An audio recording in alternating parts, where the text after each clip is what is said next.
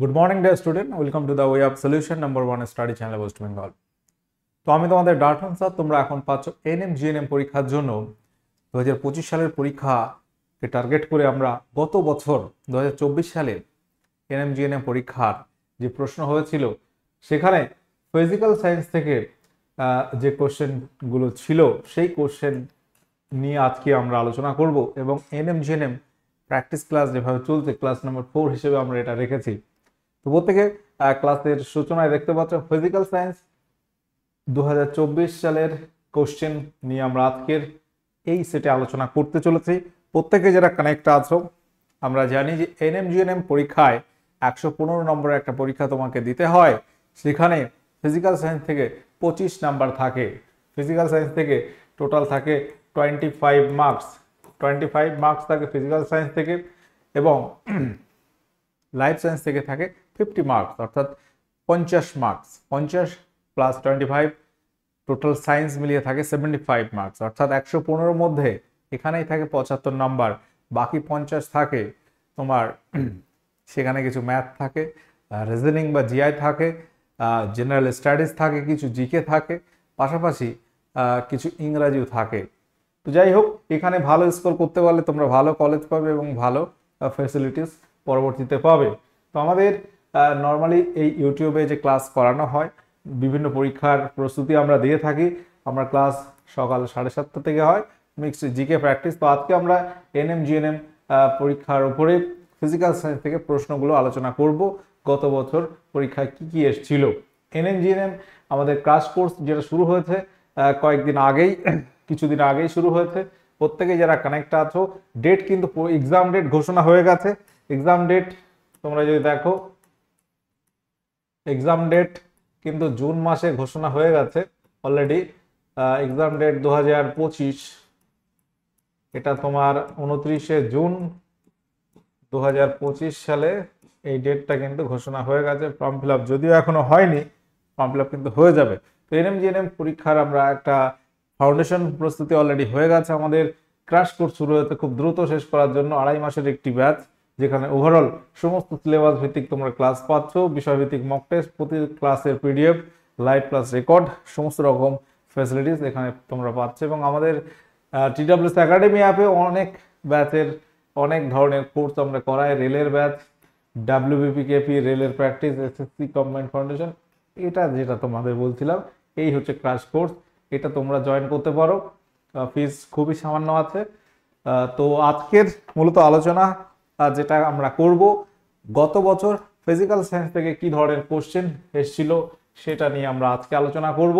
তোমরা এই আলোচনার পর বুঝতে পারবে যে প্রস্তুতিটা কেমন নিতে হবে। একেবারে যা তাই পড়াশোনা করলে কিন্তু হবে না।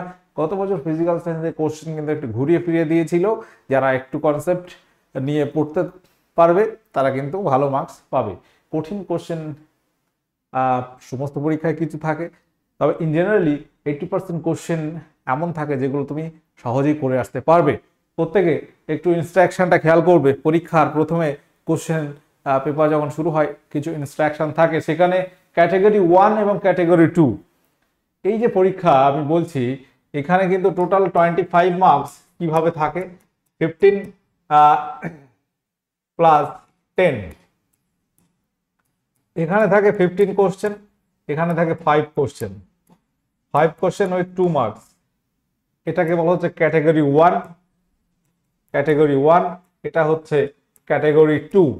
ভালো করে রুলস গুলো একটু বুঝে নিতে হবে। ক্যাটাগরি 1 এ কিন্তু নেগেটিভ মার্ক থাকবে 1/4, অর্থাৎ 4টি প্রশ্ন ভুল করলে একটা নাম্বার কেটে নেওয়া হবে। এবং ক্যাটাগরি 2 তে 2 নম্বর করে কোশ্চেন মার্কস থাকে, ক্যারি 2 মার্কস। এখানে কিছু পয়েন্টে দেখবে বায়োলজিতে, বিশেষ করে লাইফ সায়েন্স এবং ফিজিক্যাল সায়েন্সে একটু ডিফারেন্স আছে। লাইফ সায়েন্সে মোর দ্যান 1 অপশন কারেক্ট থাকে, একটার অধিক উত্তর কারেক্ট থাকে। সেখানে কিন্তু সঠিক উত্তর করতে পারলে নাম্বার পাওয়া যায়, আর ভুল করলে, ধরো অপশন A B সঠিক আছে, তুমি A এবং C করলে 0 পাবে। যদি A করো শুধু তাহলে 1 পাবে, আর A B দুটোই করলে 2 পাবে। এটা লাইফ সায়েন্স হয়। কিন্তু ফিজিক্যাল সায়েন্সের নিয়মটা কিন্তু একটু আলাদা হয়, সেটা আমরা আলোচনা করব। ক্যাটাগরি 2 তে একটা উত্তরই সঠিক হবে, কিন্তু 2 মার্কস। নেগেটিভ মার্কস ক্যাটাগরি 2 তে থাকে না। তাহলে ক্যাটাগরি 1 প্রত্যেকটা কোশ্চেন এখানে থাকবে 15 কোশ্চেন উইথ 1 মার্ক। তাহলে টোটাল 15 মার্কসের কোশ্চেন এখানে তোমরা পাচ্ছ। এখানে কিন্তু নেগেটিভ আছে, প্রত্যেকে একটু রুলস জানতে হবে। এখানে কিন্তু নেগেটিভ আছে, ক্যাটাগরি 1-এ কিন্তু নেগেটিভ আছে, এটা কিন্তু আমাদের মাথায় রেখে চলতে হবে। তাহলে যেটা পারবে না সেটা অ্যান্সার করা যাবে না। আমরা প্রথম প্রশ্ন দেখি, গত বছর যে পরীক্ষাটা হয়েছিল সেখানে এরকম একটা প্রশ্ন ছিল, নিচের কোনটি প্রদত্ত 1A কে প্রকাশ করে? Which one? তোমাদের কোশ্চেন কিন্তু দুটো ভাবে হবে, বাংলা এবং ইংরেজিতে। Which one among the following equal to 1A? 1A মানে কি? 1 অ্যাম্পিয়ার। 1A মানে হচ্ছে 1 অ্যাম্পিয়ার। অ্যাম্পিয়ারকে এ দিয়ে প্রকাশ করা হয়, ঠিক আছে? আর অ্যাম্পিয়ার কিসের একক? আমরা জানি তড়িৎ প্রবাহ মাত্রার একক হচ্ছে অ্যাম্পিয়ার। তড়িৎ প্রবাহ মাত্রার একক হচ্ছে অ্যাম্পিয়ার। অ্যাম্পিয়ারকে কি দিয়ে লেখা হয়? এই যে চিহ্ন, এটা কিসের চিহ্ন বলো তো? এই চিহ্নটা হচ্ছে ওহমের চিহ্ন। ওহম।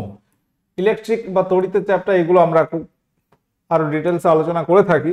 ভি মানে হচ্ছে ভোল্ট, ভি মানে হচ্ছে ভোল্ট, ঠিক আছে? সি মানে হচ্ছে এখানে কুলম,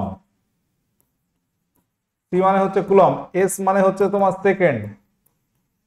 তাহলে এখানে তোমার কোন উত্তরটি সঠিক হবে, কিভাবে তুমি বার করবে? দেখো, আমরা অ্যাম্পিয়ারকে দুটো ভাগে লিখতে পারি। তড়িৎ আধান আমরা সূত্র জানি ভি ইকুয়াল টু আইআর। এখানে এখান থেকে আমরা আই পাচ্ছি ভি বাই আর। ভি মানে হচ্ছে ভোল্ট, ভি মানে হচ্ছে ভোল্ট, এককে আমরা চলে যাচ্ছি সোজাসুজি, আর মানে ওহম, ভোল্ট পার ওহম। তাহলে এটাকে আমরা যদি একটু ক্যালকুলেশন করি তাহলে যেটা পাচ্ছি, ভি আর ওহমটা ইনভার্স পাচ্ছি, ওহম ইনভার্স পাচ্ছি, ভি ওহম ইনভার্স। এটা মানে কি? এটা মানে হচ্ছে ভি -1 ওহম, এটা মানে এটা, ঠিক আছে? V -1 ohm two the power -1 ohm. কিন্তু এখানে আমরা পাচ্ছি V ohm inverse, ohm inverse. তাহলে এটা যদি এটা -1 হতো, এটা যদি ভালো করে দেখো, এটা যদি -1 থাকতো এরকম ওহমের মাথায়, তাহলে এটা সঠিক হতো, কিন্তু এটা হচ্ছে না। তাহলে অপশন এ, বি আমরা কেটে দিলাম।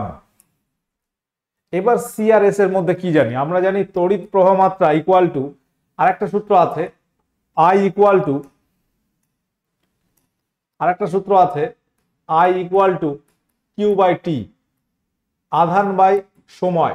এখান থেকে আমরা পাচ্ছি আধানের একক হচ্ছে কুলম, সি আর টি মানে হচ্ছে সেকেন্ড, এটা মানে হচ্ছে সি, আর এস -1, এস মানে হচ্ছে সেকেন্ড -1। আমরা ডিরেক্ট এখানে এককে চলে আসলাম, ঠিক আছে?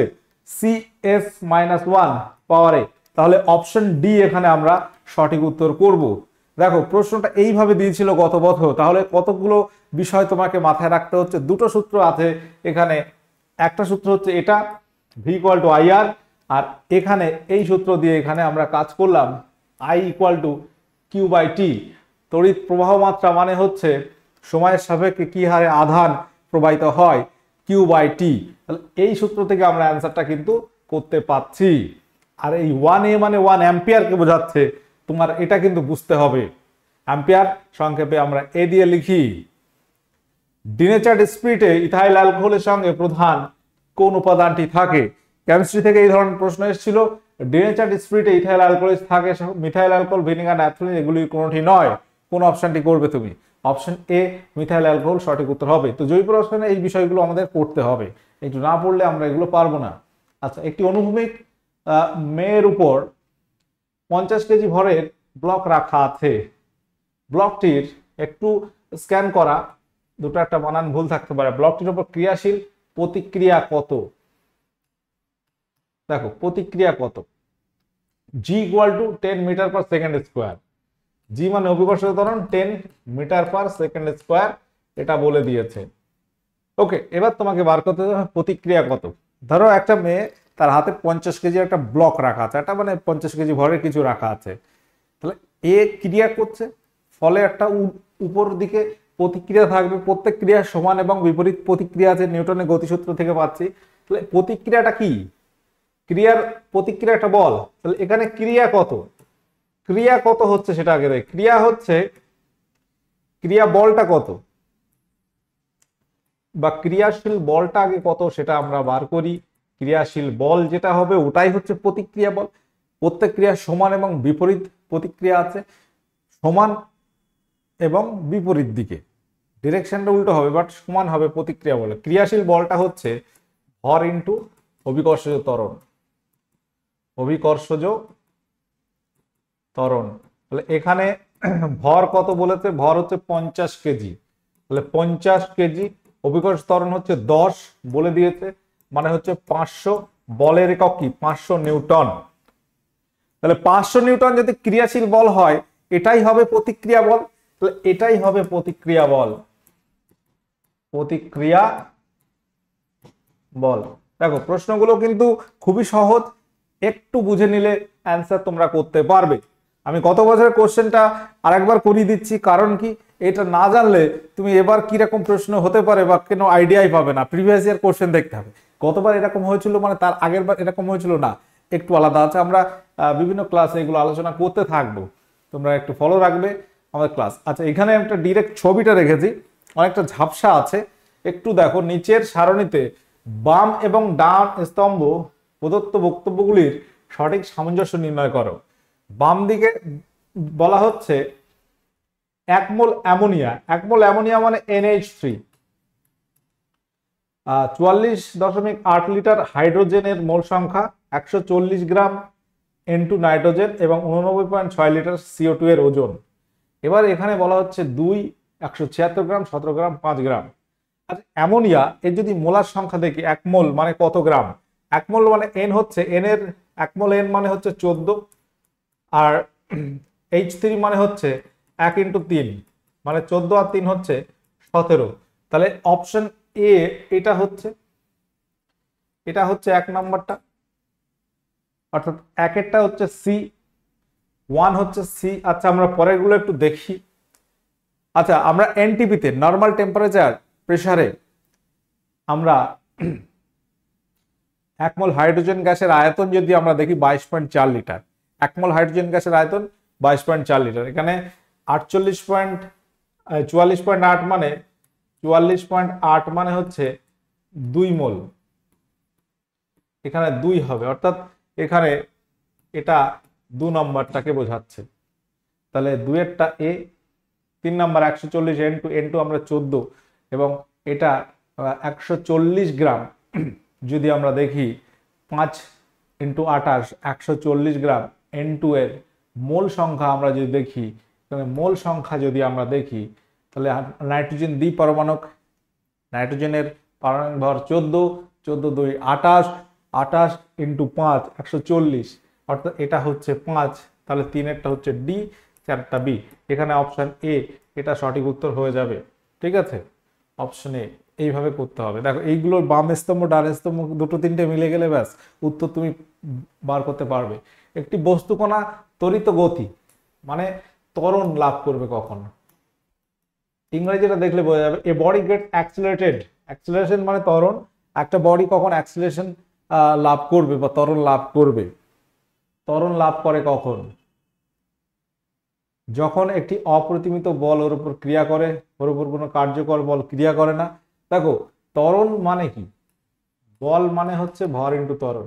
কোনো বস্তুকে তুমি যদি কোনো বস্তুকে একটু ঠেলা দিলে সে সামনে এগিয়ে গেল, হঠাৎ করে একটা ত্বরণ তৈরি হলো, সেখানে ফোর্স না দিলে ত্বরণ তো তৈরি হবে না, একটা বল আগে না দিলে তোমার ত্বরণ কি করে তৈরি হবে, ভর তো একটা আছে কোনো বস্তুর। কোনো কার্যকর বল যদি ক্রিয়া না করে, কোনো কার্যকর বল আমরা পেনটা ধরে রেখেছি ধরে থাকবে, এই ত্বরণ কি করে হবে, কার্যকর বল ক্রিয়া যদি না করে ত্বরণ লাভ হবে না।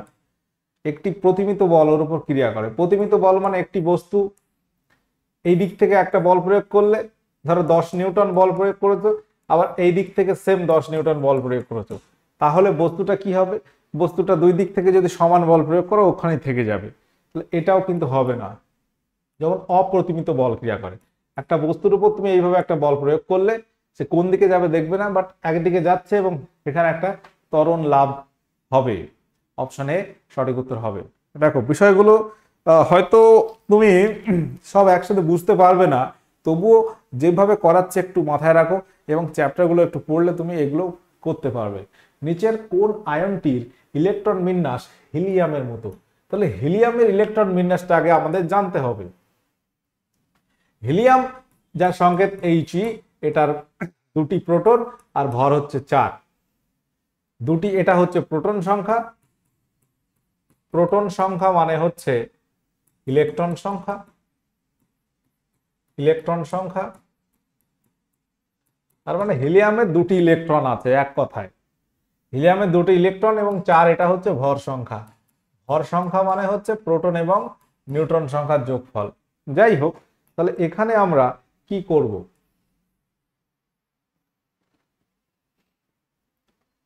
এখানে ইলেকট্রন সংখ্যা হচ্ছে দুটি। সোডিয়াম, সোডিয়ামের ইলেকট্রন কটি? সোডিয়ামের ইলেকট্রন হচ্ছে 11। যেই আমরা সোডিয়াম প্লাস করব, যেই সোডিয়াম প্লাস লিখব, তাহলে হবে 11 - 1 10টি ইলেকট্রন। ঠিক আছে, ইলেকট্রন কটি সেটা আমরা বার করছি, 10টি electron. Lithium, hydrogen, helium, lithium 1 2 3। Lithium তোমাদের 1 থেকে 30 পর্যন্ত 10টা পর্যন্ত মনে রাখতে হবে। হাইড্রোজেন, হিলিয়াম, লিথিয়াম, ঠিক আছে, beryllium, boron, carbon, nitrogen, oxygen, neon, ঠিক আছে। এইভাবে তোমার সোডিয়াম, ম্যাগনেসিয়াম, অ্যালুমিনিয়াম, এইভাবে তোমার Zn 10টা 30 পর্যন্ত মনে রাখতে পারলে খুবই ভালো। তো লিথিয়াম এর ইলেকট্রন হচ্ছে 3টি। লিথিয়াম প্লাস মানে এ পজিটিভ আধান কখন হবে? একটা ইলেকট্রন যদি বেরিয়ে যায়। লিথিয়াম প্লাস মানে হচ্ছে 3 - 1 মানে দুটি ইলেকট্রন আছে। তাহলে এখানে হিলিয়ামের ইলেকট্রন সংখ্যা কটি? হিলিয়ামের ইলেকট্রন সংখ্যা হচ্ছে দুইটি। তাহলে উত্তর হচ্ছে আমাদের lithium plus. Lithium plus plus মানে কি? লিথিয়াম প্লাস মানে দুটো প্লাস মানে 3 - 2, ইলেকট্রন হচ্ছে একটি। H প্লাস মানে এখানে কোনো ইলেকট্রন নেই। হাইড্রোজেনের তো একটি প্রোটন, একটি ইলেকট্রন। H প্লাস মানে ইলেকট্রনই নেই, হ্যাঁ ইলেকট্রন নেই। হাইড্রোজেন মানে হচ্ছে একটি। H প্লাস মানে জাইমান হাইড্রোজেন মানে 1 - 1 মানে 0টি ইলেকট্রন, এখানে কোনো ইলেকট্রন নেই। শীতল এবং লঘু নাইট্রিক অ্যাসিড কেবলমাত্র এই ধাতুর সঙ্গে বিক্রিয়ায় হাইড্রোজেন গ্যাস উৎপন্ন করতে পারে। ধাতুটি হলো কি? শীতল এবং লঘু নাইট্রিক অ্যাসিড কোন ধাতুর সঙ্গে বিক্রিয়া করে হাইড্রোজেন গ্যাস উৎপন্ন করতে পারে? নাইট্রিক অ্যাসিড মানে HNO3। এর সঙ্গে কিসের বিক্রিয়ায় হাইড্রোজেন গ্যাস উৎপন্ন হতে পারে? তো বলা হচ্ছে এর সঙ্গে ম্যাগনেসিয়ামের বিক্রিয়ায় হতে পারে। ঠিক আছে, হাইড্রোজেন গ্যাস তৈরি হতে পারে। এগুলো একটু তোমার ধাতব নলেজ লাগবে। তোমার ধাতু বা অধাতু, যেটাকে আমরা অজৈব রসায়ন বলি, ওটা পড়তে হবে, নয়তো আইডিয়াটা হবে না। আচ্ছা, হ্যালোজেন মৌলগুলির বিজারণ ক্ষমতার ক্রমটি হলো কি? হ্যালোজেন মৌলগুলির বিজারণ ক্ষমতার ক্রমটা কি? বিজারণ ক্ষমতা, জারণ ক্ষমতা, এটা আমাকে পড়তে হবে কি বলতো? পর্যায় সারণী। বিষয়গুলো হয়তো আমরা করাচ্ছি, এখানে যেহেতু পরীক্ষার প্রশ্ন, একসাথে সব চ্যাপ্টার কিছু কিছু প্রশ্ন আছে। ওকে, এবার তোমাকে পর্যায় সারণী একটা চ্যাপ্টার, এখানে বা পিরিয়ডিক টেবিল যেটাকে বলছি, এই জায়গাটা যদি না জানি বোঝা যাবে না। তো একটা লিস্ট বা চার্ট আছে, সেটা তোমাকে বুঝতে পারলে সেটা আমরা করতে পারো। পর্যায় সারণী যদি আমরা দেখি, এখানে উত্তর হবে অপশন সি হবে, ফ্লোরিন, তার থেকে ক্লোরিন, ব্রোমিন, আয়োডিন, বিজারণ ক্ষমতার মান একের পর এক বাড়ছে। সঠিক ক্রম হচ্ছে এখানে দেখো বিজারণ ক্ষমতার মান, এই যে একটা লিস্ট আমরা দিচ্ছি তোমাকে, পারমাণবিক ব্যাসার্ধ বা আকার, যদি পর্যায় সারণীর বাম দিক থেকে ডান দিকে যাও হ্রাস পায়, আর যদি উপর থেকে নিচে যাও তাহলে বৃদ্ধি পায়। ধাতব ধর্ম, বাম থেকে ডান দিকে গেলে হ্রাস, উপর থেকে নিচে বৃদ্ধি, এদিকে হ্রাস হলে এদিকে বৃদ্ধি হবে। বিজারণ ক্ষমতা, এটা নিয়ে প্রশ্ন হচ্ছে, বাম দিক থেকে ডান দিকে গেলে হ্রাস পাবে পর্যায় সারণীর, আর উপর থেকে নিচে গেলে বৃদ্ধি পাবে। তাহলে এখানে আমরা আগের পেজে দেখি, উপর থেকে নিচে গেলে ফ্লোরিন থেকে নিচে দিয়ে গেলে বৃদ্ধি পাচ্ছে, ফ্লোরিনের থেকে ক্লোরিন। এইটা হচ্ছে কোন শ্রেণীতে রয়েছে? হ্যালোজেন মৌল মানে হচ্ছে, বুঝতে হবে এটা হচ্ছে 17তম শ্রেণীতে আছে, 17তম শ্রেণী আধুনিক দীর্ঘ পর্যায় সারণীর। ঠিক আছে, এই হচ্ছে ফ্লোরিন, ক্লোরিন, ব্রোমিন, আয়োডিন, এইগুলো যত পরপর আসছে বিজারণ ক্ষমতার মান বাড়ছে। ঠিক আছে, বিজারণ ক্ষমতার মান বাড়ছে। ইলেকট্রন গ্রহণ করার ক্ষমতা, আমরা জানি ইলেকট্রন বর্জন হলে জারণ, আর ইলেকট্রন গ্রহণ করলে সেটাকে বলা হয় বিজারণ। যত ইলেকট্রন গ্রহণ করার ক্ষমতা বেশি, তার মানে তার বিজারণ ক্ষমতার মান বেশি। ইলেকট্রন গ্রহণ করতে পারে যে তত তাড়াতাড়ি, তার বিজারণ ক্ষমতার মান তত বেশি। ইলেকট্রন ছেড়ে দিতে পারে যারা, তাদের জারণ ক্ষমতার মান তত বেশি। তো ব্যাপারটা হচ্ছে তোমাকে এই লিস্ট খেয়াল রাখতে হবে। এখানে এতগুলো না মনে রাখলেও কিছু কিছু পয়েন্ট আছে, জারণ ক্ষমতা, অধাতব, ধাতব, এই প্রথম 4-5টা বিষয়, ইলেকট্রন আপতন, তড়িৎ ঋণাত্মকতা, এগুলো একটু মনে রাখতে হবে। পর্যায় সারণীর একটা পর্যায়গত ব্যাপারটা যদি মনে রাখতে পারো, এখানে হ্রাস হলে এখানে বৃদ্ধি, এখানে হ্রাস হলে এখানে বৃদ্ধি, বাম থেকে ডান দিকে হ্রাস হলে উপর থেকে নিচে বৃদ্ধি, আর উল্টো যদি বাম থেকে ডানে কম হয় বা বাম থেকে ডানে বৃদ্ধি হয়, এখানে হ্রাস হবে উপর থেকে নিচে। তো এই হচ্ছে একটা সিস্টেম আছে, সিস্টেমটা একটু পড়লে কিন্তু আয়ত্ত করা যায়। আচ্ছা, কোশ্চেন নাম্বার 9 এরকম একটা প্রশ্ন ছিল যে, দেখো প্রশ্ন 20টা কিন্তু সময় অনেক লাগবে, যেহেতু ব্যাখ্যা করতে হচ্ছে। আমরা যখন অ্যান্সার কি করি তখন তো দ্রুত বলে দিই, বাট এগুলো একটু ব্যাখ্যা করতে গেলে সময় লাগে। একটা গ্রাফ দিয়েছে, এই গ্রাফ দেখে বলতে হবে এটা ভি এবং আই। ভি মানে হচ্ছে ভোল্টেজ, ভোল্ট। আই মানে হচ্ছে ধরো কি অ্যাম্পিয়ার, মানে ভোল্ট, ভোল্টেজ মানে বিভব প্রভেদ, আই মানে হচ্ছে প্রবাহ মাত্রা। একটা গ্রাফ আছে, গ্রাফটা হচ্ছে এরকম, এইভাবে বাড়ছে, আস্তে আস্তে আস্তে আস্তে আস্তে আস্তে উপরে উঠছে। তাহলে দুটো গ্রাফ হয়, একটা হচ্ছে এরকম গ্রাফ হয়, সোজা উপরে উঠছে, যত এদিকে যাচ্ছে, যত এদিকে যাচ্ছে তত এইভাবে উঠছে সমান হারে। এই একটা গ্রাফ আর এই একটা গ্রাফ, এদের মধ্যে একটা ডিফারেন্স আছে। ঠিক আছে, বা এটাকে যদি আমরা এরকম হতো, এটা যদি ভি হতো, এটা যদি আই হতো, এটা হতো যেগুলো নর্মাল ধাতব পরিবাহীর গ্রাফ। এটা হচ্ছে ধাতব পরিবাহী, ধাতব পরিবাহী, অ্যালুমিনিয়াম, কপার, এগুলো কি হয়, যত বিভব প্রভেদ বাড়বে প্রবাহ মাত্রা তত বাড়বে। ঠিক আছে, কিন্তু এই যে ছবিটা আছে ওহমীয় পরিবাহী, এটা অনেকটা ধাতু এর মতোই, গ্রাফটা এরকম হয়। অপশন এ এবং বি এখানে হচ্ছে না অহমীয়, যেগুলো আমরা বলি অর্ধ পরিবাহী। অর্ধ পরিবাহীর কেসটা একটু অন্যরকম হয়। অর্ধ পরিবাহী ক্ষেত্রে আমরা একটু ব্যতিক্রম মতো পাই। আমরা জানি উষ্ণতা বাড়লে রোধ কমে যায় অর্ধ পরিবাহী, সেক্ষেত্রে এই গ্রাফটা পাবো। এটা হচ্ছে অহমীয় পরিবাহীর গ্রাফ। যদি বলো ধাতব পরিবাহীর গ্রাফ কি বা অহমীয় পরিবাহীর গ্রাফটা হচ্ছে এরকম সোজা হবে। ঠিক আছে, এরকম কার্ভ কখন হচ্ছে, যেটা অহমীয় পরিবাহীর ক্ষেত্রে হচ্ছে। কোশ্চেন নাম্বার 10, ভিনিগার হচ্ছে অ্যাসিটিক অ্যাসিডের জলীয় দ্রবণ, এতে উপস্থিত অম্ল, অম্লের শতকরা পরিমাণ কত?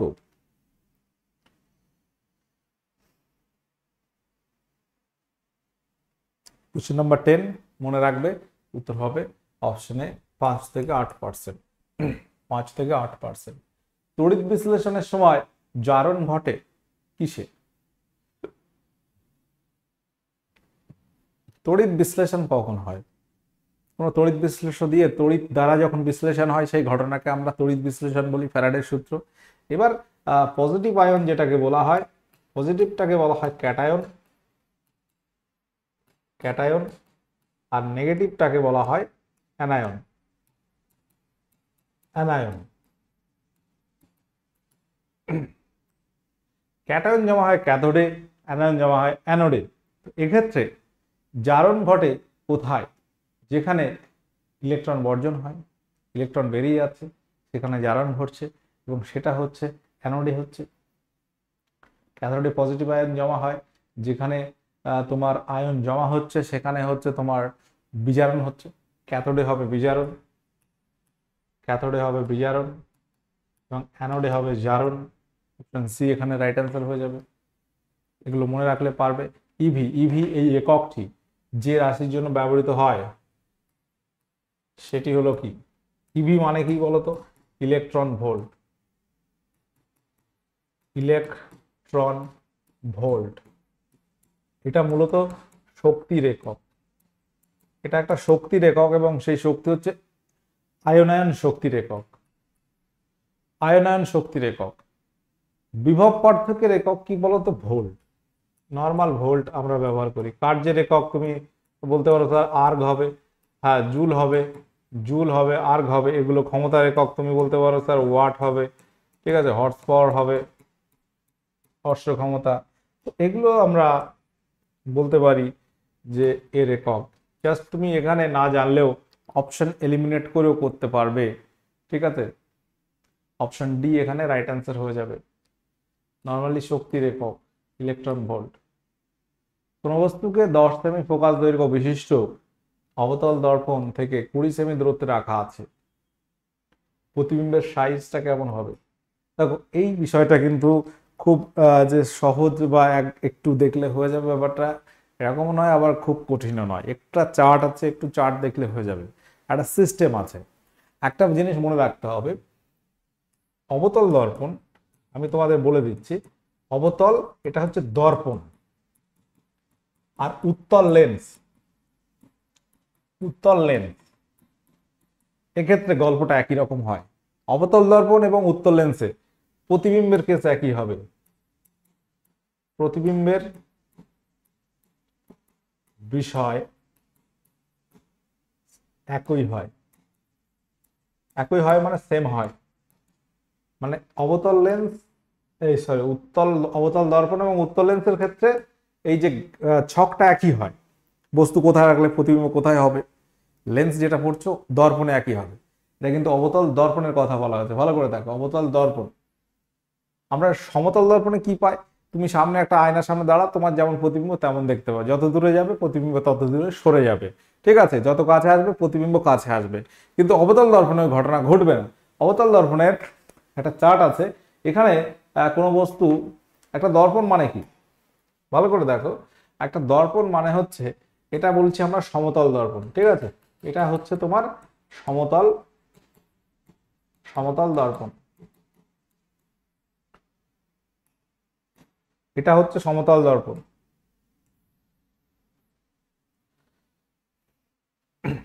এখানে তুমি একটা বস্তু রাখো, ঠিক আছে, এখানে বস্তুটা প্রতিবিম্ব তৈরি হবে। এখানে কিন্তু বড় হবে না, সেম হবে। এখান থেকে ডিস্টেন্সটা যতটা, এখানে ততটা হবে প্রতিবিম্বটা। এটা অ্যাপ্রক্সিমেট আমরা এই আঁকছি, তাই তো। এটা সমতল দর্পণ। কিন্তু অবতল দর্পণ যদি হয় এরকম হয়, এই যে দর্পণটা, এটা কি দর্পণ বলবো বলতো? এটা উত্তল না অবতল বলো? এটা উত্তল না অবতল? আবার এরকম দর্পণ সেম যদি এরকম হয়, এটাকে বলবো উত্তল দর্পণ। এটা হচ্ছে উত্তল দর্পণ, আর এটা অবতল দর্পণ। ঠিক আঁকলাম না ভুল আঁকলাম? দেখো এখানে একটা ছবি আছে, আমরা দেখে নেবো। একটা চার্ট আছে, এখানে বস্তুর সাপেক্ষে সমান হবে। এই হচ্ছে অবতল দর্পণ, কনকেভ মিরর। একটা অবতল দর্পণে দেখো, ভালো করে দেখো, এই হচ্ছে অবতল দর্পণ, ঠিক আছে। অবতল দর্পণ, এইদিকে প্রতিবিম্বটা গঠিত হবে। তাহলে এই অবতল দর্পণে যে ঘটনাটা ঘটবে, যেহেতু এটা কার্ভ বা একটা বক্র, এর একটা কেন্দ্র থাকবে। একটা বৃত্ত আঁকলে একটা কেন্দ্র থাকে, তো এটাকে যদি আমরা এইভাবে এইভাবে বাড়াই, ঠিক আছে, কথার কথা,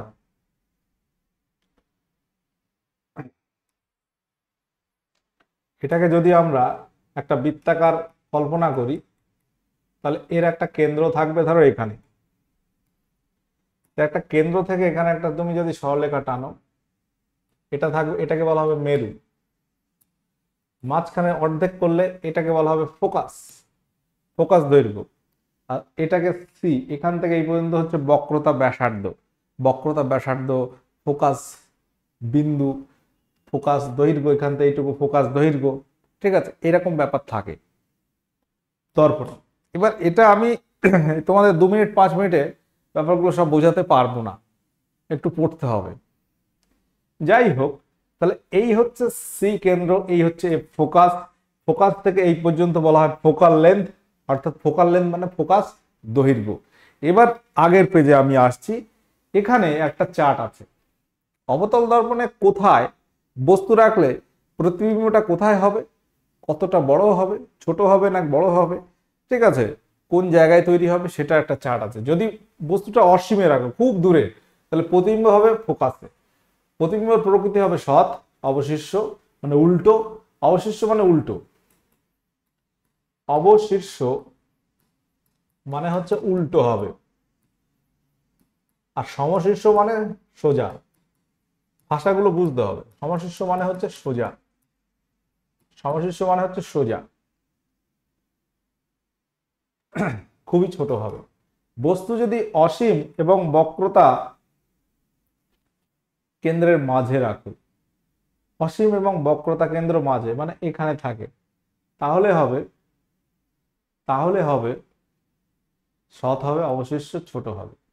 ফোকাস এবং বক্রতা কেন্দ্রের মাঝে, অর্থাৎ এই ফোকাস এবং বক্রতা কেন্দ্র, বস্তুটা যদি এইদিকে থাকে এর মধ্যে থাকবে।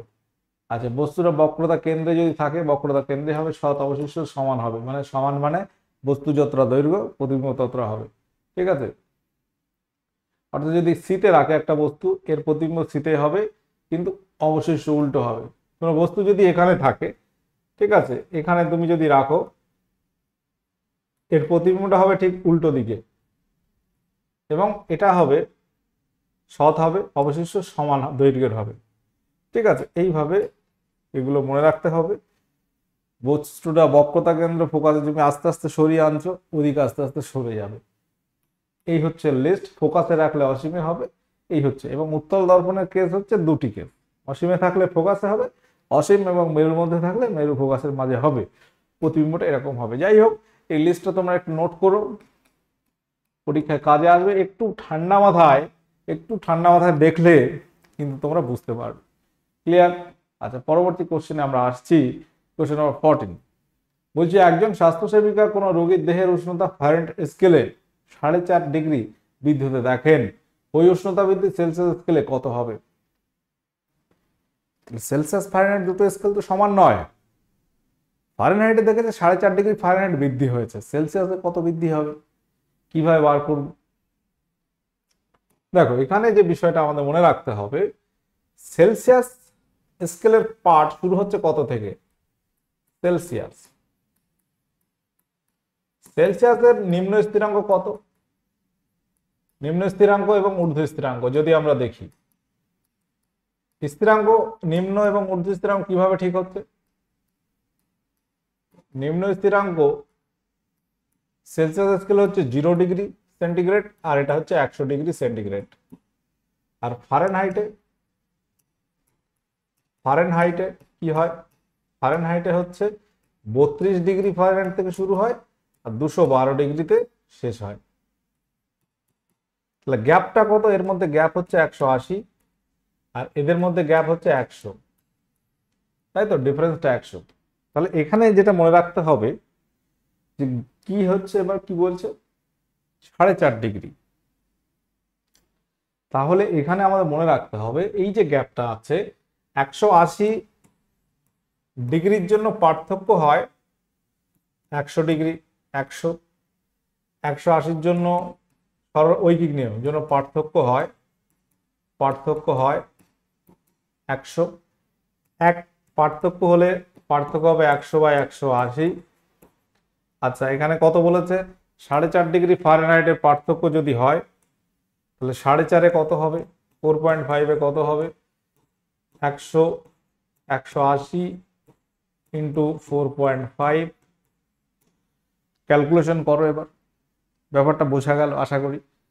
আমরা ফারেনহাইট এবং সেলসিয়াস স্কেলের পার্ট জানি।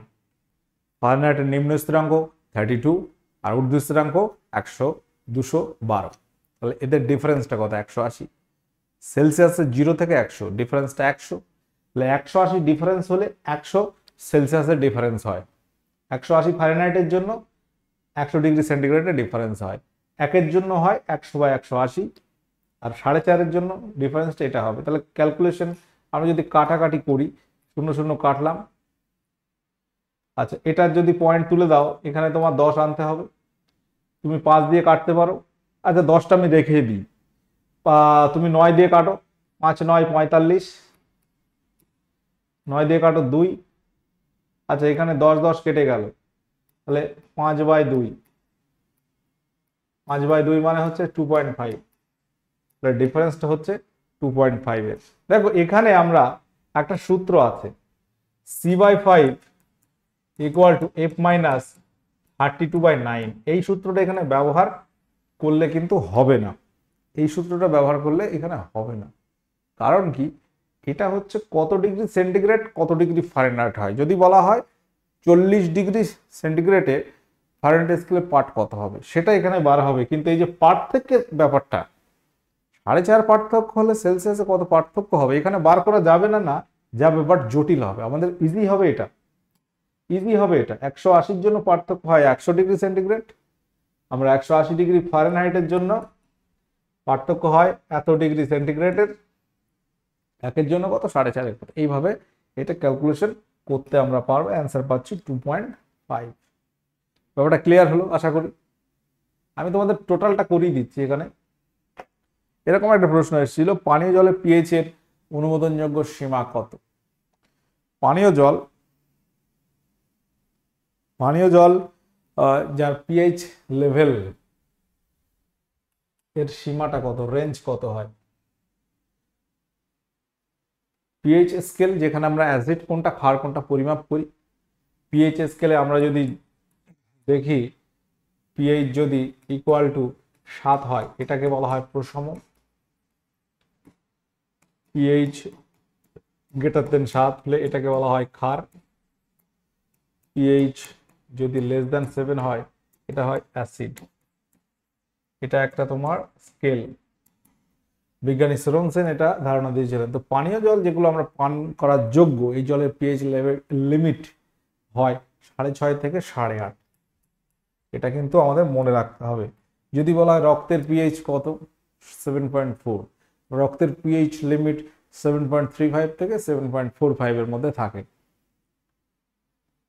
আচ্ছা, এবার আসি ক্যাটাগরি 2। দেখো ফিজিক্সে ক্যাটাগরি 2তে এখানে কিন্তু নো নেগেটিভ মার্ক।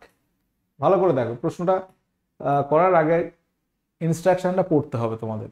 আমি একটু সময় নিয়ে তোমাদের করিয়ে দিচ্ছি, যত সময় লাগে তত সময় ক্লাস নেব, ঠিক আছে। ক্যাটাগরি 2তে বলা হচ্ছে carry 2 marks, only 1 option is correct. এখানে বলে দিয়েছে, দেখো তুমি বায়োলজিতে বা অর্থাৎ লাইফ সায়েন্সে এটা পাবে না more than 1 option correct. Life সায়েন্সে একের বেশি উত্তর সঠিক হবে, ঠিক আছে। ধরো বললো যে নিচের কোন হরমোনটি ডিম্বাশয় থেকে নির্গত হয়। অপশন দিল testosterone, relaxin, progesterone, oestrogen. Relaxin, progesterone, oestrogen এগুলো ডিম্বাশয় থেকে নির্গত হয়। তিনটে অপশন সঠিক আছে। ওখানে এই ধরনের কোশ্চেন থাকে। কিন্তু ফিজিক্যাল সায়েন্সে 2 নম্বরের question, only 1 option is correct, একটা option correct, no negative mark. Negative mark থাকে না 2 নম্বরে, তোমরা অ্যান্সার করতে পারবে, একটা উত্তরই করতে হবে। এখানে দুটো উত্তর করলে ভুল হয়ে যাবে। তোমার ফিজিক্যাল সায়েন্সে ইনস্ট্রাকশনটা এরকম ছিল গত বছর।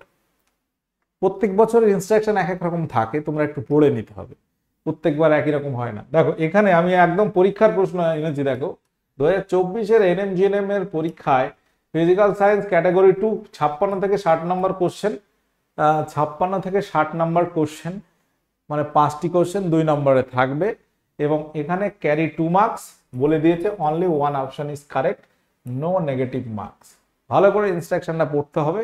এখানে প্রথম প্রশ্ন এসেছিল লিনতাপ রাশিটির মাত্রীয় সংকেত কত। মাত্রা, এই মাত্রা কিভাবে বার করতে হয়। ধরো আমরা দৈর্ঘ্য জানি, দৈর্ঘ্যের একক কি, দৈর্ঘ্য মানে হচ্ছে লেন্থ। এটা দৈর্ঘ্যটাকে আমরা দৈর্ঘ্যের মাত্রাটা ধরি, এর মাত্রাটা হচ্ছে এল। ভর, ভর মানে হচ্ছে মাস, এর মাত্রাটা এম ধরা হয়। সময়, প্রথম চ্যাপ্টার আছে, একদম প্রথম চ্যাপ্টার তোমার বিভিন্ন ভৌত রাশির একক পরিমাপ, এখানে মাত্রা, সময় মানে হচ্ছে টাইম, এর মাত্রা টি দিয়ে লেখা হয়, ঠিক আছে। উষ্ণতা, উষ্ণতাকে টেম্পারেচার, টেম্পারেচার এটাকে লেখা হয় থিটা দিয়ে, থিটা দিয়ে লেখা হয়, এটা টি দিয়ে লেখা হয় না, থিটা দিয়ে লেখা হয়। তো এইভাবে কিছু মাত্রা, মানে মাত্রা মানে জাস্ট একটা বোঝার জন্য লেখা হয়। দৈর্ঘ্য মানে এল। তোমাকে যদি বলা হয় যে ভরের মাত্রা কত, ভরের মাত্রা কত, দেখো একটা দুটো বুঝিয়ে দিচ্ছি, ভরের মাত্রা হচ্ছে এম, ব্যাস উত্তর হয়ে যাবে। এবার যদি বলের মাত্রা বলে, বল যদি বলল বলের মাত্রা কত, বলের মাত্রা কত বা কি, বলের মাত্রা কি, তাহলে বল রাশিটা জানতে হবে। বল মানে হচ্ছে ভর ইন্টু ত্বরণ, ভর ইন্টু ত্বরণ, ভর আমরা রাখলাম, ত্বরণ মানে হচ্ছে বেগ বাই সময়, আবার বেগ মানে হচ্ছে ত্বরণ বাই সময়, ত্বরণ বাই সময়, তাহলে স্কোয়ার হয়ে গেল এখানে সময়ের স্কোয়ার, এইভাবে পাচ্ছি আমরা। তাহলে ভরের মাত্রাটা আমরা পাচ্ছি কি, ভর মানে হচ্ছে এম। এবার আমরা মাত্রায় আসছি, এবার আমরা মাত্রায় আসি, একটা বিষয় বুঝিয়ে দিলে তোমরা আশা করি বিষয়গুলো বুঝতে পারবে। ভরের মাত্রাটা আমরা লিখছি এম, এবার মাত্রা লিখছি, হ্যাঁ ভরের মাত্রাটা এম লিখছি, ইনটু ত্বরণ মানে একটা দৈর্ঘ্য, দৈর্ঘ্যর মাত্রা হচ্ছে এল, আর টাইম টি এর স্কোয়ার, এটাকে যদি আমরা লিখি M L T to the power -2, এই হচ্ছে বলের মাত্রা। বলের মাত্রা বের হলো এই। যদি শক্তি বলি, শক্তি, শক্তি মানে হচ্ছে বল ইন্টু সরণ, তাহলে এখানে বলের মাত্রা কি পেলাম, এম এল টি -2, সরণ মানে হচ্ছে এল, তাহলে M L two T to the power -2, ঠিক আছে। বলের মাত্রা পেয়েছি, সরি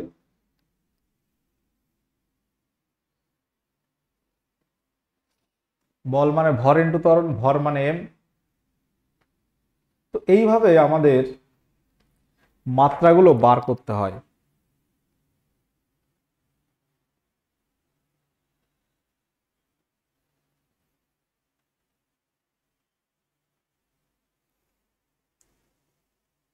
আমরা যদি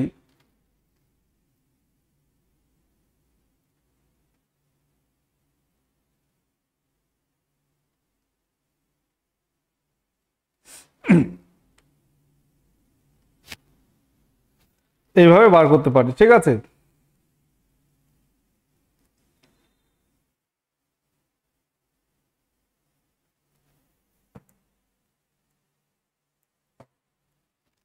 এইভাবে বার করতে পারি, এইভাবে আমরা বার করতে পারি। এখানে হচ্ছে লিন তাপ, এবার বলেছে লিন তাপ, লিন তাপ মানে হচ্ছে কি, বস্তুর কত ক্যালোরি তাপ লাগছে তোমার ক্যালোরি পার গ্রাম। এটা যদি ক্যালকুলেশন করা হয়, আলটিমেট যেটা দাঁড়ায় ভেঙে চুরে, ঠিক আছে, এটা দাঁড়ায় হচ্ছে L two the power 2 T to the power -2। এটা আমি শক্তির মাত্রার মতোই অনেকটা এটা দাঁড়ায়, এখানে ভরের কেস নেই। এখানে আমরা শক্তির মাত্রা কি দেখলাম, L T L square T to the -2। লিন তাপ এক ধরনের, লিন তাপ এক ধরনের শক্তি, বাট এখানে ভরের কেসটা নেই, ভর নেই, ভর তো সেখানে এখানে আমরা যেটা পাচ্ছি লিন তাপের এল square T to the power -2, এল এবং টি, এটা আমরা পাচ্ছি সঠিক উত্তর। যাই হোক, পরবর্তী কোশ্চেনে আমরা আসছি, কোশ্চেন নাম্বার 17 এবং এখানে পরীক্ষায় 57 নম্বর প্রশ্ন, যেগুলো একটু বড় মতো, আমি স্ক্রিনশট রেখেছি এখানে। তো মাত্রা কিভাবে বার করতে হয় একটু দেখিয়ে দিলাম। এবার আমাদের লিস্ট বা চার্ট আছে, কিছু কিছু বিষয় মাত্রা মনে রাখতে হয়, ভর, শক্তি, তারপর আরো যে বিষয়গুলো আছে, ক্ষমতা। লিন তাপটা আমি আর ডিসকাস করিনি, যদিও উত্তর ওটা হবে L two the power 2 T to the power -2। আচ্ছা, এখানে বলা হচ্ছে ইউরেনিয়াম ইউরেনিয়াম ইউরেনিয়াম 92-238, এটি থেকে একটা আলফা কণা নির্গত হলো। উৎপন্ন দ্রব্যটির ভর সংখ্যা এবং পারমাণবিক সংখ্যা কত? এটা থেকে একটা আলফা বিয়োগ করতে হবে। আলফা কণা মানে কি? সেই তেজস্ক্রিয় কণা আলফা বিটা গামা। আলফা হচ্ছে হিলিয়ামের ভরের সমান। একটা আলফা মানে হচ্ছে আলফা কণা সংকেত লেখা হয় হিলিয়ামের মতো 2H4 He24। এটা থেকে একটা মাইনাস আলফা করলে যেটা আমরা পাবো ইউরেনিয়াম 92-238 মাইনাস 24, এটা পাবো আমরা। ইউরেনিয়াম থেকে যেটা পাচ্ছি ইউরেনিয়াম আর পাচ্ছি না, অন্য একটা পাবো, ধরলাম এক্স পাবো। এটা -2 যদি করো 90, আর এটা পাবো 238 থেকে 4 বিয়োগ করলে হয় 234। আলফা কণা মানে এটা। এক্স কেন লিখলাম কোনটা হচ্ছে আমরা জানি না, একটা এক্স ধরে নিলাম 90 এবং 234। তাহলে এই বিষয়টা আমরা পেলাম। তাহলে এটা হচ্ছে প্রোটন প্রোটন আর এটা হচ্ছে ভর সংখ্যা,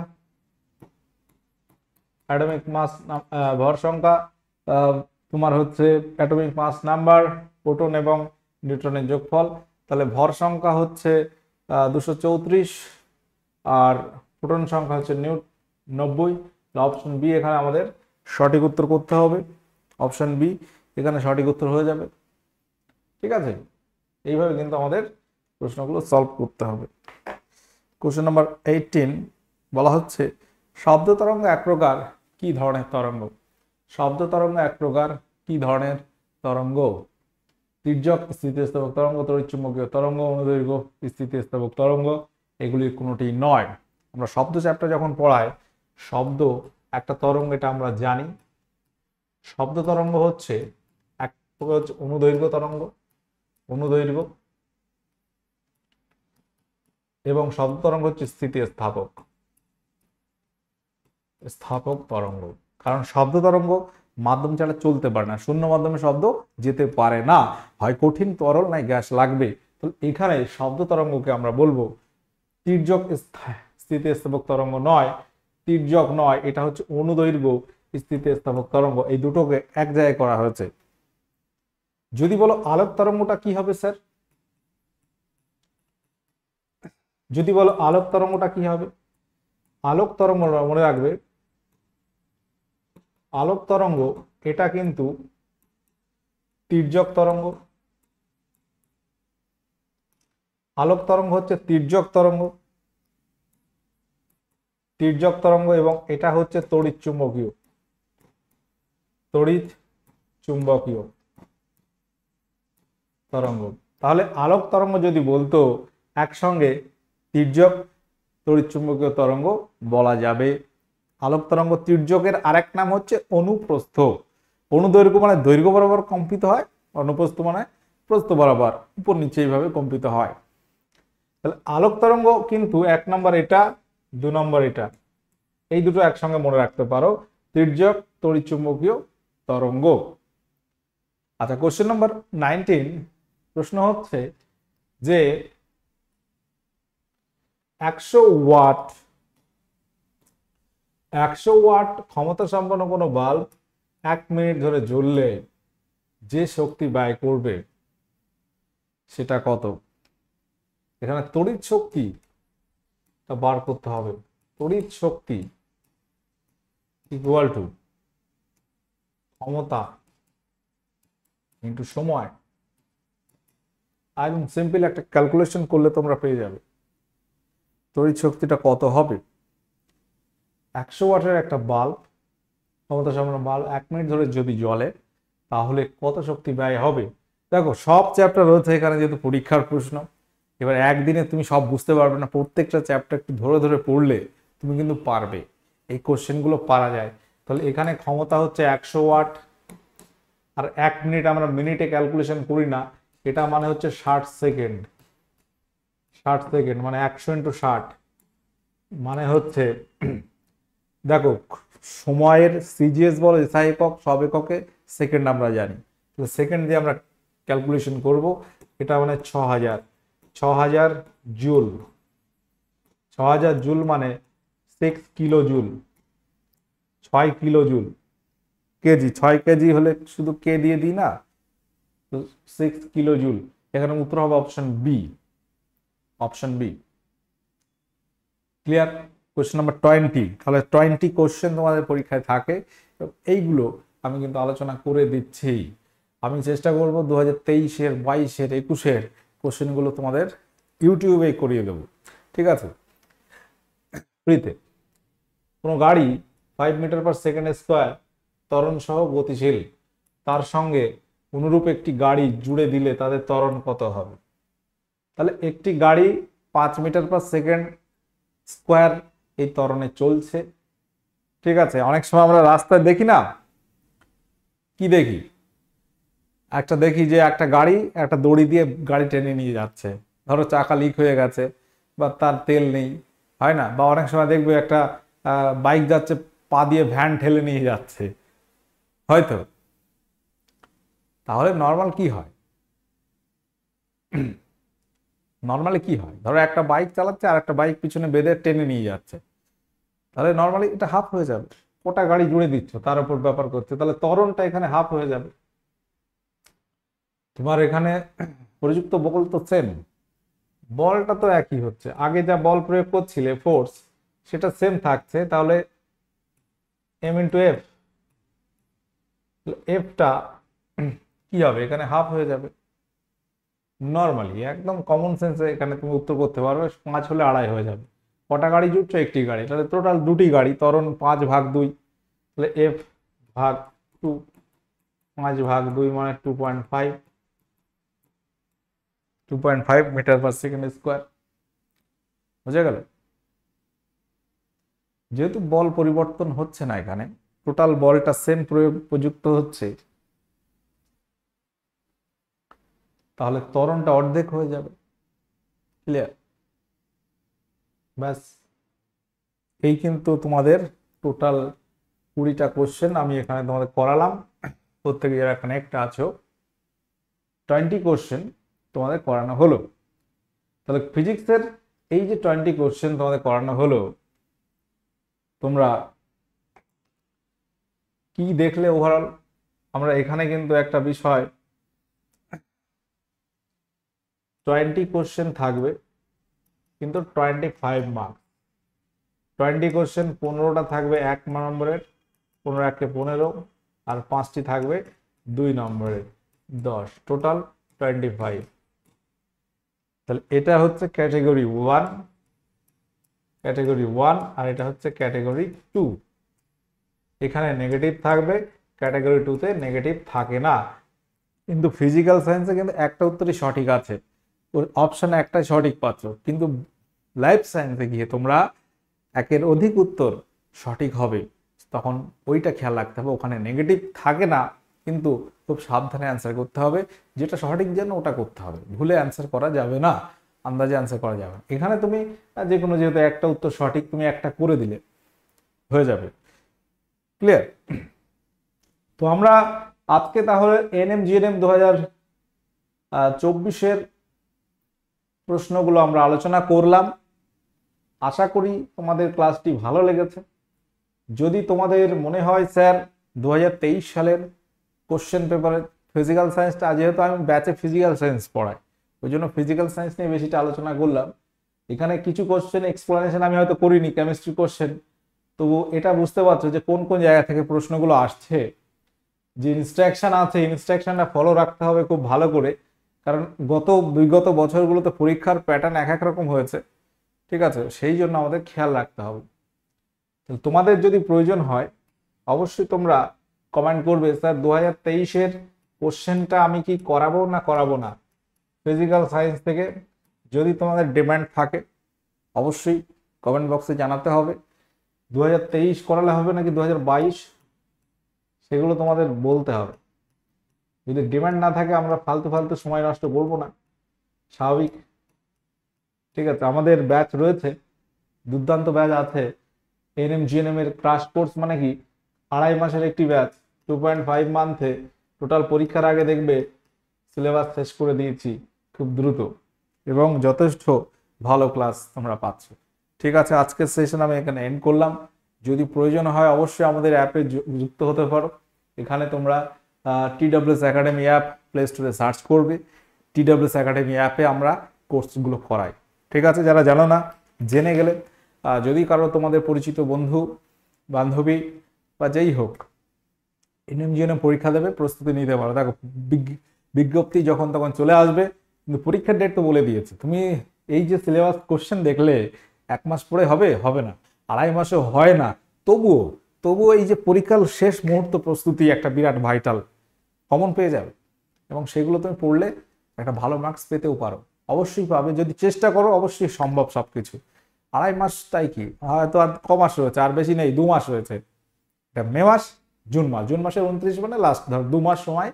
এই 2টো মাস যদি একটু বলো, এমন না তোমরা কোনো কিছু পড়া নেই, পড়া অনেক কিছু আছে, একটু যে চর্চা করলে ব্যাস ব্যাপারগুলো তোমার মনে পড়ে যাবে, ক্লিক করলে হয়ে যাবে। ফিজিক্যাল সায়েন্স বিষয়টা একটা বোঝার, একটু বুঝতে পারলে তুমি অটোমেটিক্যালি তৈরি করে আসতে পারবে পরীক্ষার হলে। ঠিক আছে, সকলে ভালো থাকো, সুস্থ থাকো। আজকের সেশন এখানে এন্ড করলাম। ওকে, টাটা, বাই।